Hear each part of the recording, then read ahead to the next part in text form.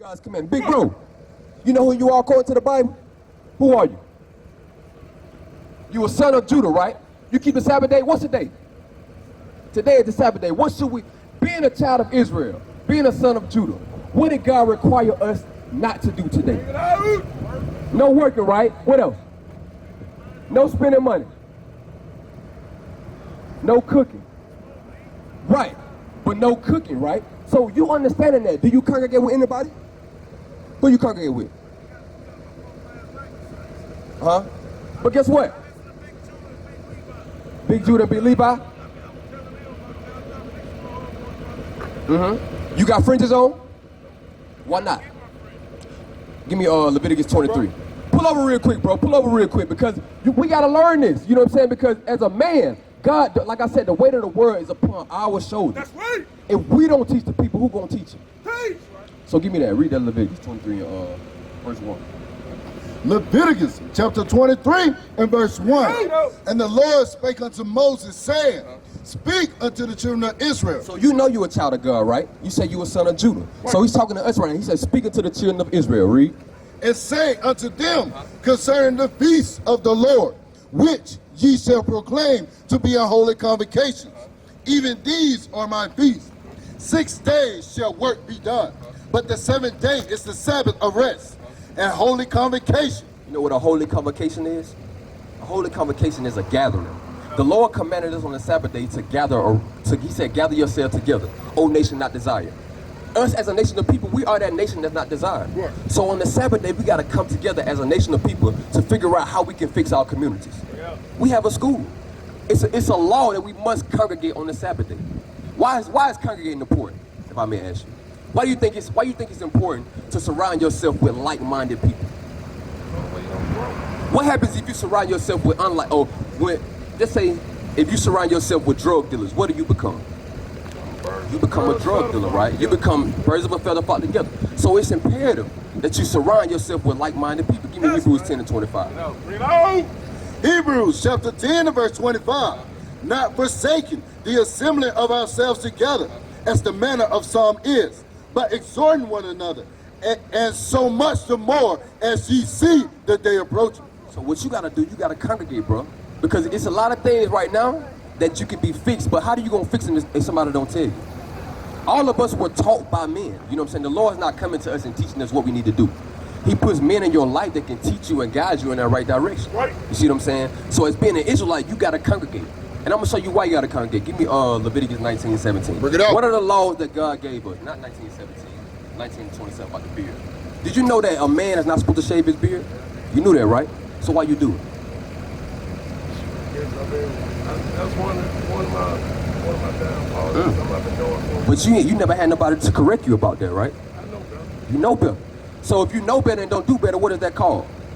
That's called, it's sin. It's sin for sure, but it's insanity. You know what I'm saying? What's the wages of sin? Death. Right. So you want to live forever, right? So you got to apply God's commandments to your life. That's why congregating is important. Right. If you know you got to keep the law, but you're not around anybody that's going to encourage you to keep the law. You know you got to have your beard on, but you ain't got it. You see what I'm saying? Read that. Leviticus chapter 19 and verse 27. Ye shall not round the corners of your heads, neither shalt thou mar the corners of thy beard. Verse 28. So, he say we should not shave our head bald, and we're not supposed to cut into our natural line of our beard. Why is that important? Where did we learn how to do that from?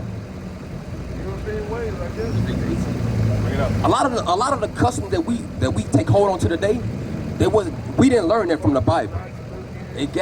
Who said that was nice looking? That's a European standard, right? But guess what? The Europeans didn't get that from themselves. This is where we got it from. That's why the Lord told us not to do that. Read that. Leviticus chapter 18 and verse 1. Verse 2.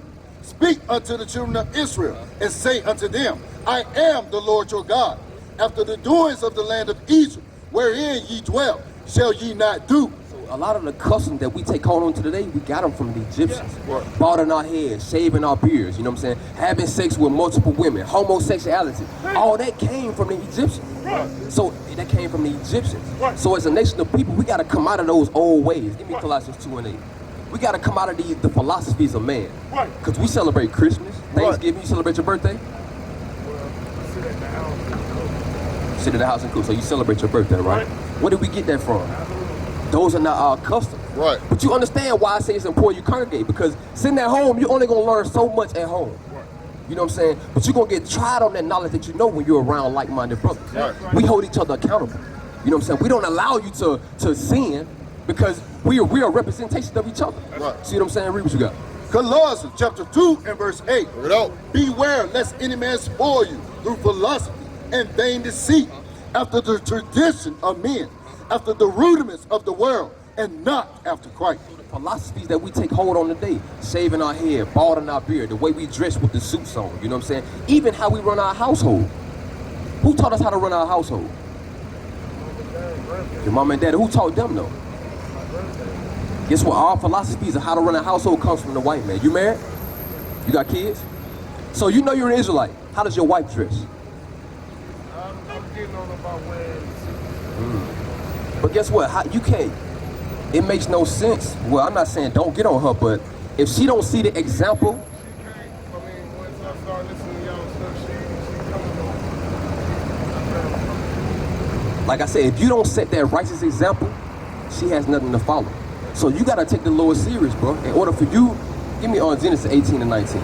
Genesis 18 and 19. We gotta mold ourselves after our forefathers. Right. Our job is not to submit to our wives. Right. Our job is not to submit to the standard of our wives. We have to learn to lead our households like our forefathers did. Right. Because the way that we run our household today is not how it's supposed to be ran. Right. You know what I'm saying? A lot of our households are ran by the women and the children. Who get the big piece of chicken first? You do, right? But a lot of how they say, like, the kids eat first. You see what I'm saying? But it's good that you have that standard, but this is what we got to come back to. Genesis chapter 18 and verse 19.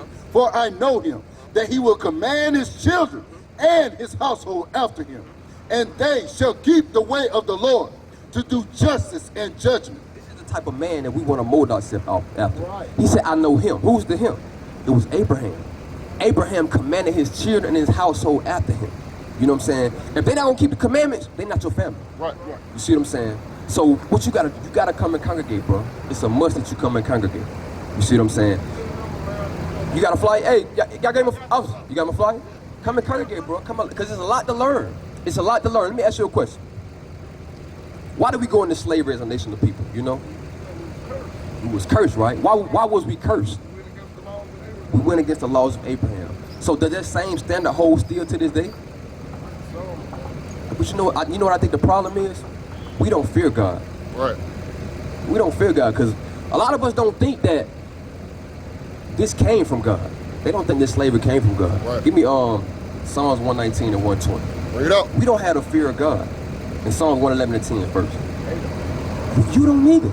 I'm gonna tell you why you don't. Give me Psalms 111 and 10. Bring it up. This is not to, like I said, this is not to tear you down. You know what I'm saying? This is how we exhort each other.